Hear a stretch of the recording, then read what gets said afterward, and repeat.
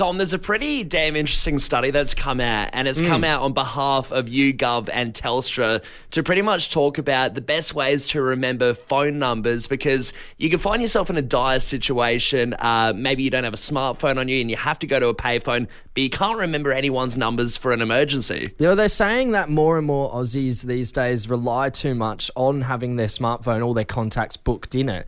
So a lot of people don't know a single number besides maybe their own. Yeah, I feel like this just happens, though, with our smartphones. You become dependent on everything they do. Absolutely. It's a little handy robot, so why would you have to remember numbers? But they found in the study that over half of Australians, so 54%, admit that they don't even remember a single phone number. Yeah, and 1/3 of married Australians, 33%, say they don't actually know their partner's phone numbers. God, I reckon that would be sprung on you at some point in your life. Like your wife turns around and says, "Do you even know my number?" Yeah, It starts with the 04, I believe. I've still got it on that napkin you gave me. You know the rest. But yeah, it's really interesting to look at those stats, and they're calling it number amnesia. And Telstra actually came out with a few different techniques of how to remember numbers in case you are in a tricky situation and you need to remember an important number. They said you can do the chop swap technique. Yep. So pretty much they're saying you take the 04, you chop that out of every number. You know that's always going to be there. Then the next number, the next two numbers from that, you chop that and put that in there too because they're easy to remember. Yeah, if it's, say, a 91, you make it 91. And then pretty much they're saying it's a pretty simple technique. The rest of the numbers from that, just make into a story. So if the next number is 5 and on the keypad 5 is JKL, use the L and make that lightning or something. Just add key buzzwords to every number and then you should be able to make a story out of it and you're good to go. Yeah, absolutely. Another good way to remember phone numbers that some people do is, you know, if you have doubles or triples of the same number, just saying it like that, like 04888. You know, just remember to do the triples or the doubles so there's not like 04888. It makes it tougher. I envy the people so much that when I see that number and you're like, you got 2 sets of triples? Yeah, I How? got 2 sets of doubles. It's pretty good. Yeah, did you have to pay for that?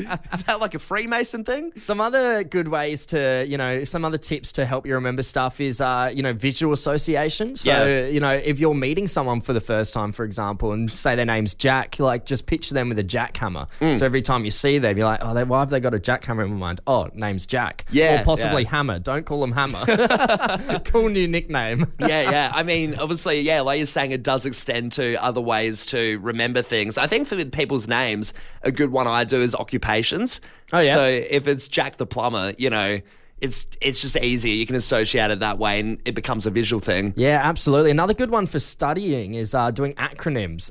Very popular one to remember the order of planets in our solar system is My Very Excellent Mum Just Served Us Noodles, which you take the first letter of each of those words, and that is the, you know, order of our planets in our solar system. I still have that acronym stuck in my head from year 7 science, so it definitely works. But what we want to do, Callum, is we want to hear your tips and tricks for remembering stuff, Adelaide. You know, memories they're so fleeting these days. I can barely remember what I had for breakfast yesterday. Yeah, well, I was looking at a few stats. Apparently, we have 70,000 thoughts per day. And wow. I'll tell you what, the peak for your memory retaining is your 20s. So if we're a bit hazy now, geez, we got a long road ahead. Oh, God. Plenty of people getting involved on the text line right now, giving us their tips and tricks on how they can remember stuff. Scott's texted in here saying, remembering left and right by looking at your hand that makes the L between the index finger and the thumb is left. Learned this in junior primary school and never forgot. Do you know how I learnt my lefts and rights? It was a pretty whack way, but because we grew up in, you know, time of going to the computer lab and stuff, and I knew left click and right click, but I didn't know my lefts or rights. So I just like would make a fake mouse in the air and be like, left click, or right click. Okay, that's right, that's left. It's definitely a sign of, wow, that kid's lost it. Definitely a sign of, wow, that's a Gen Z. Yeah. I've got this text here. I always take a photo when leaving the house to remember I've definitely turned the oven off. Oh, yeah? Right. Yeah, not a bad one. I feel like it's more of an anxious thing as well, though. Yeah, absolutely. Got another text from Taylor from Workday. She's saying she knows her number, her mum's and her dad's, and that's it. So, Taylor, listen up to these facts or these tips and how to remember stuff. We're going to head over to Michael in Penfield. Michael, good morning, mate. What's your tip or trick to remembering stuff? My tip and trick is if you need to remember to actually take something with you, whatever item it may be, just make sure you put your car keys with it or on top of it, and then you'll always remember it. Yeah, cool. So That's classic. has this bit you in the ass a few times when you haven't done this technique, that you've forgotten some important stuff on the way to work, or? Yeah, probably quite often, to be honest. If I don't do this trick, I'm super forgetful with stuff like that. Michael, do you ever do the pat when you're leaving the house? Pat your pockets, like phone, wallet, keys, yep, all good to go? No, I think the newer generation got us away from that, really, hasn't it? Because you set up your cards on your phone, so that can definitely bite you as well, because True. you might need one of the cards that's not set up on your phone. Yeah, especially if the phone dies. I would hate to have all the pressure relying on the car keys, though, because if I lost the car keys, I'd be like, well, now it's chaos. Where is everything else? Oh, God. The house is upside down. Good on you, Michael. Thanks for getting involved, mate. We got Shane in Morfett Vale on the line. Shane, what's your tip or trick to remembering things? Good morning, Tom and Callum. How are you? Very Yeah, good. mate. And yourself? Not too bad, thanks. Listen, Good stuff. just between you and me, my memory is that bad that I forget I've got a bad memory most of the time. What I used is locations, like where we were or what we were doing at the time. Like it might have been Glenburn Road at a cafe and we were drinking a coffee. So I just put two and two together. So like you were saying before about trades and so forth, the more you remember it, the easier it is. Yeah, okay. Yeah, I have a little trick where I'll just keep saying the same thing over and over in my head till it's burned into my brain. So it's something that's sort of similar to like that. Yeah, more than 3 times you're supposed to remember it. But yeah, I agree with that 100%. Yeah, I think I can disprove that theory, Yeah, Shane. yeah. I've said it more than 3 times. Usually it takes about 40. Good on you, mate. Thanks for getting involved. Hey, Jess in Holden Hill, tell us, what's the technique you use for your memory? Yeah, hey guys. G'day. Mine's a bit of an odd one. I actually text my partner as soon as I need to remember something. So appointments, something to put on the shopping list, just random stuff. So, I mean, our chat, we'll be talking about, what are we doing for dinner or where we're going. And then suddenly I just will write a random message and usually he'll then put it in his notes or he'll, write it somewhere else. So we generally, it takes both of us to forget something for it to be forgotten. Right. Usually one of us remembers. I've got another one though, and this one saves me as a busy mum of 2 little ones. I actually have 3 calendars. 3 calendars? So I have my normal Outlook, my Apple calendar. I have my Gmail calendar, and then I also have like a notes in my notes app of dates and appointments and a brief description. So generally, one of those or, multiple will help me remember important dates and times. 3 calendars. Which one gets the exclusive rights to be the sexy fireman calendar then? I would have to say it's probably my Gmail or my background. That's the looser one. Hey, Jess, going back to your trick of texting your partner, I got to ask, what did you do before if you were ever single? What did you do then? If you had no partner to text? My mum. My mum. Right, okay. It's almost like having I've got that responsibility. Yeah. It's like having a personal assistant. Yeah, Jess is just relying on other people to remember for it. Callum, I found this really funny. I heard, it's according to these experts in the podcasting industry that there is a gap in the market for a certain kind of podcast, right? Yeah. They're saying not many people are doing it. The people that are, they just aren't blowing up. And, I wonder why, because they reckon that cooking podcasts are a go. Right. Now, I don't know where they're getting their intel from. They're so-called experts. I reckon they've just seen how much cooking reels are blowing up or cooking TikTok pages are blowing up. That is a visual. not audio. I don't see how a cooking podcast would go. Why would I want to hear the ASMR of someone reading out a recipe and probably not even doing the cook? Yeah, you can't even say whether it's good or not. Yeah. Well, did that turn out terribly? Are you lying to me? It sounds like it got burned, but I can't smell it or see it to be sure. But I guess podcast is a weird one, though, because there's a lot of categories, a lot of niche categories that would have started off people snubbing their noses at, and they would have thought, true crime? Why would I want to listen to a story about someone getting murdered? But now it's taken off and it's really popular. No. I think cooking podcast sounds absolutely ridiculous. And just to show how ridiculous a cooking podcast would sound, I've gone and recorded my own, Callum. And once again, Fresh Fam, I think this is a bad idea. I'm not here advocating for a new cooking podcast I'm about to launch. I'm here to prove how bad of an idea listening to someone read out a recipe is. All right, well, if it does go well, though, you're going to say, hey, sign me up? No, absolutely not. At the end, Adelaide, we'll get you to send in your opinions, 0428 927 927. Let us know if you think this is absolute rubbish. Here is my cooking podcast. That's why you'll always find him in the kitchen at parties. Cooking is art, and the shit I cook is the bomb. Hey, good looking. What you got cooking? How's about cooking?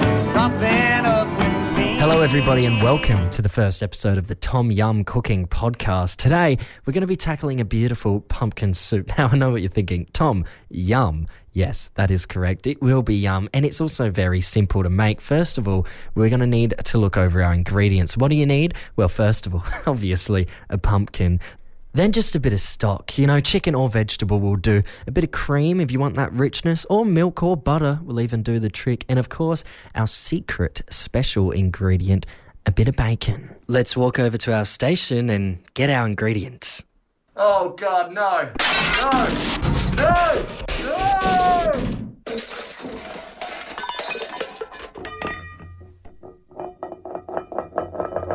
Now, we're going to make our pumpkin soup from scratch today, so let's grab our pumpkin. I personally have a Jap pumpkin, but you can get whatever kind you like, and we're going to peel that pumpkin. Now, how we're going to do that is we're just going to cut the pumpkin up, and then we're going to cut the skin off with our knife. Then, once that's all done, we're going to chuck it into the boil for about 15 minutes and wait for that pumpkin to be beautiful and tender. Oh, Jesus, the burn! Oh, God, how did this even happen? My face! My face! It's okay, Tommy. It's a podcast. They can't see how wrong it's going. It's just a podcast. All right, our pumpkin should be nice and tender now, so let's take it out and let's use a stick blender to start blitzing this pumpkin into a soup. Come on, you son of a...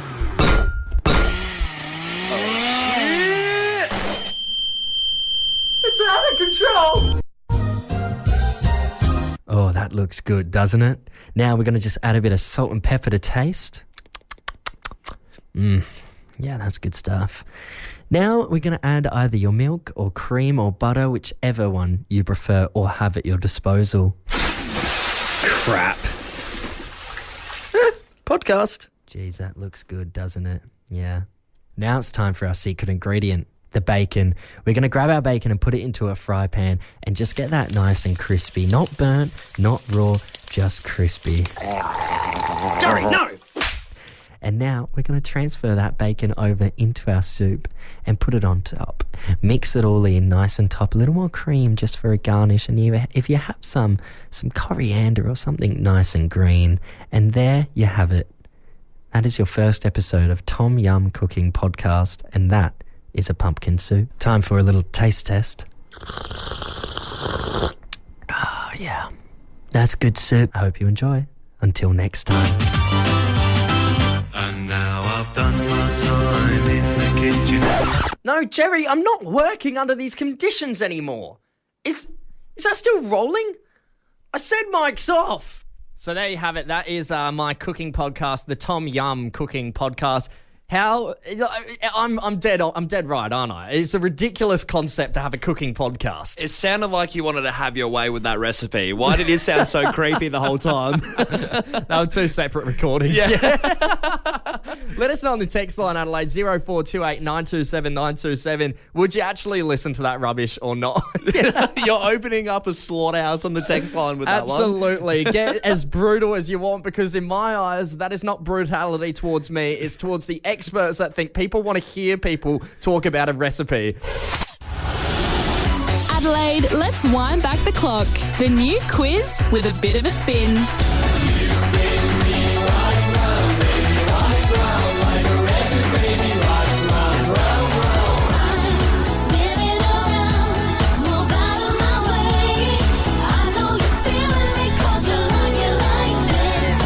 It's Wheelie Windback Wednesday with Tom and Callum on Fresh 92.7. Callum, is it Wheelie Windback Wednesday already? I really think it might be, Tom.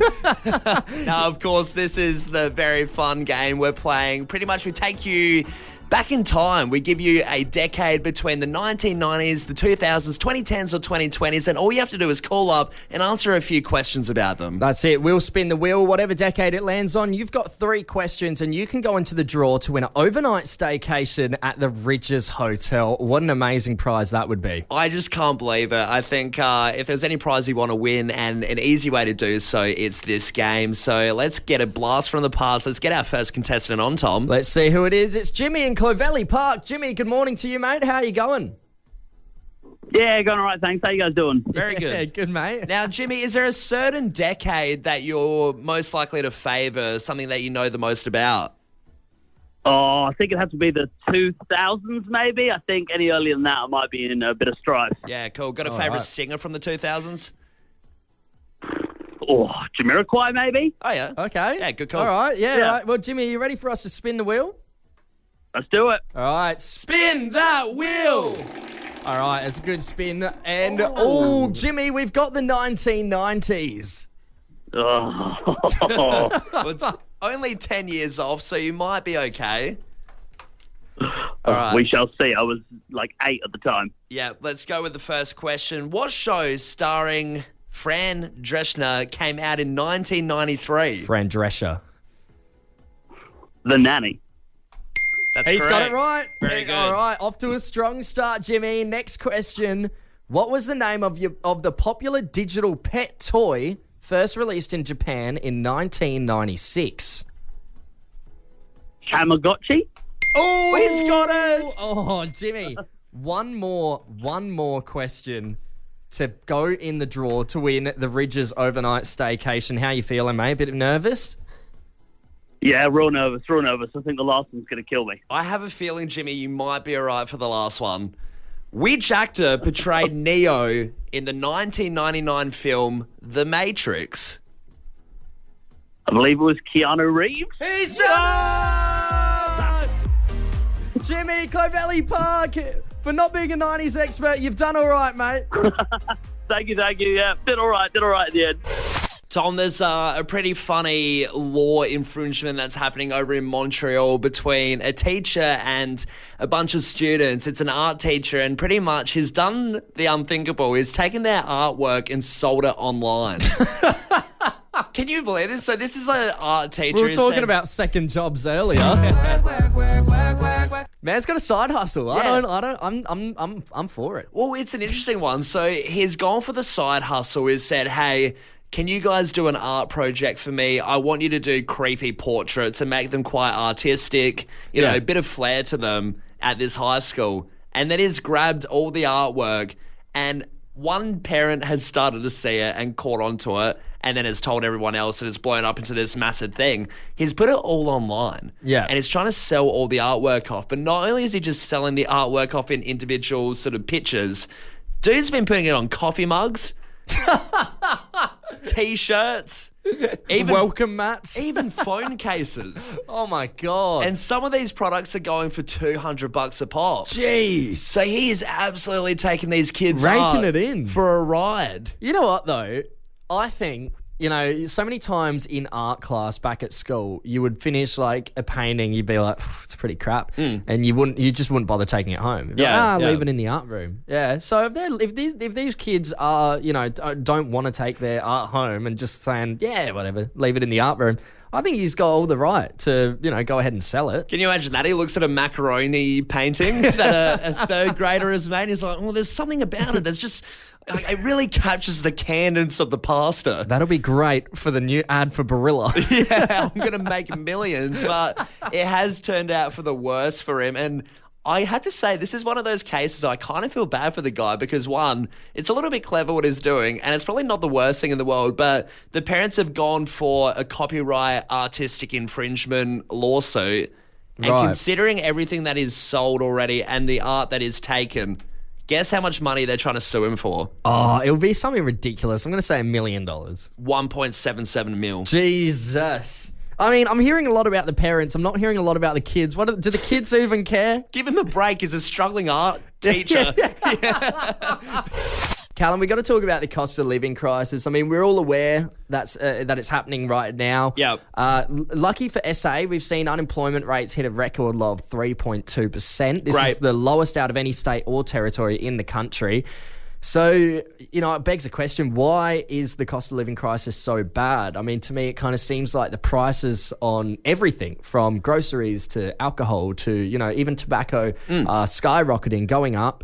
And wages are sort of staying stagnant. I mean, it's one of those you see all the videos popping up of basic anemones, even vegetables, things like that, fruit, things just in general that were cheap back in the day are absolutely huge. So even making a dinner is a bit of a struggle sometimes. Yeah, I mean, there's that whole thing going down with Coles and Woolies at the moment that their markdown prices aren't actually marked down at all. Yeah. So, you know, this cost of living crisis is starting to get a bit out of hand. And there was a survey that recently got done, and it said 32% of respondents feel financially pressured to get a second job. Right. And we're starting to see millions of Aussies now get a second job because of that financial pressure. I mean, 32%, that equates to around 6.7 million people who said they are going to start looking for a second job this year.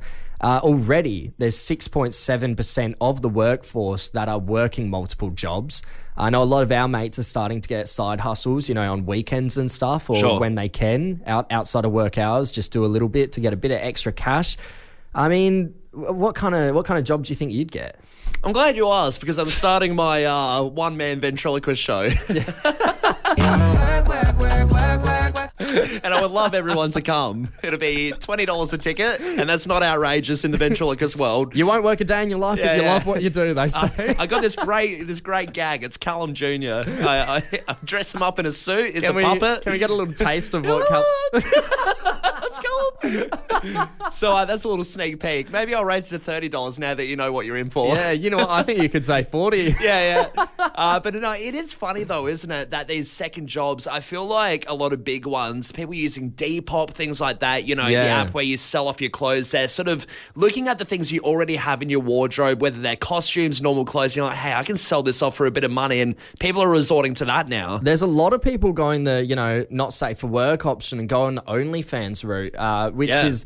You know, it looks like it pays really well. It always seems tempting when you hear these YouTubers that are paying off their whole college fees, you know, just by like 1 month of OnlyFans. Oh, big time. I'll be incorporating that into my ventriloquist act too. Please, God, I wish you didn't say that. What about back in the day, the side hustle? You'd see a lot of mates doing amateur photography. Yeah. All of a sudden, every man and their dog was a photographer if they had a little logo in the bottom left corner of theirs, and they would just go around to parties doing cash in hand kind of stuff. Whole parties, you know, 18th, 21st. And then you'd have a mate that would be an inspired DJ for a few weeks, and they'd say, can you give me a 20 for this, for doing your party? It's like, you're not good. Have you gotten a second job? Have you gotten that side hustle? And how are you pulling it off? Is it just on weekends? Are you doing it? Are you going like work through the day and then work straight into the night? Yeah, I have a feeling there'd be a bunch of ones, like even supermarkets or retail, just doing a few weekend gigs. Maybe tutoring as well would be a big one. After school hours, you can go there and do that. Yeah, and I get there's the whole financial pressure as to why you're getting a second job, but We want to know, is it really worth getting the second job? How tired are you? How are you feeling working 2 jobs, just working away for what?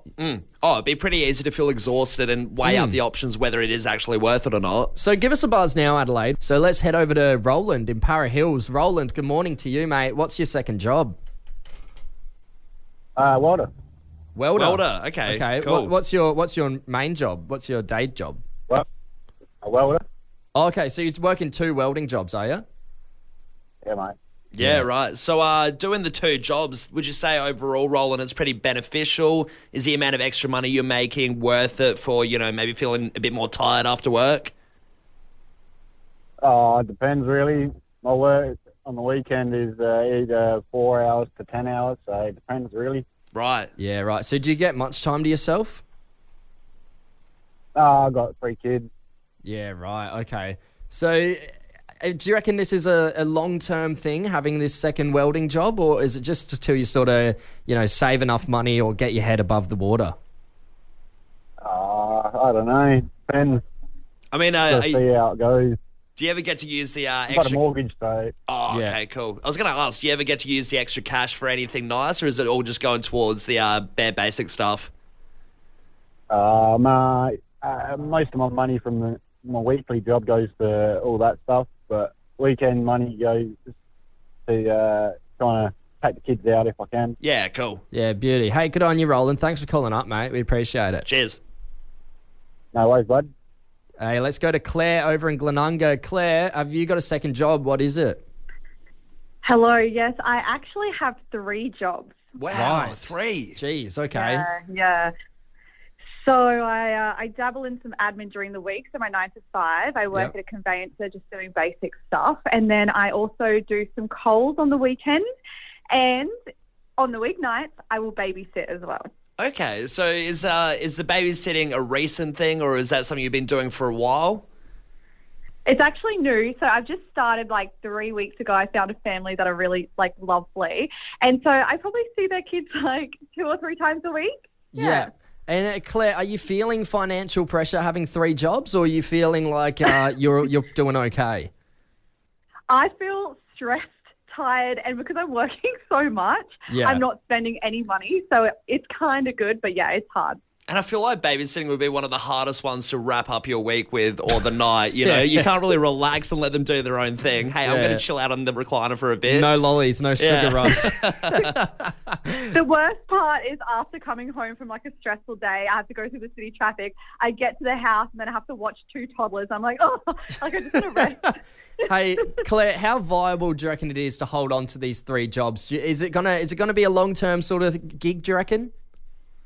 I told myself 6 months and then I'll reassess, but I'm Yeah. kind of hoping I can drop maybe at least the weekend work so I can just enjoy some time to myself. But I don't know. I'm just going to see how I go.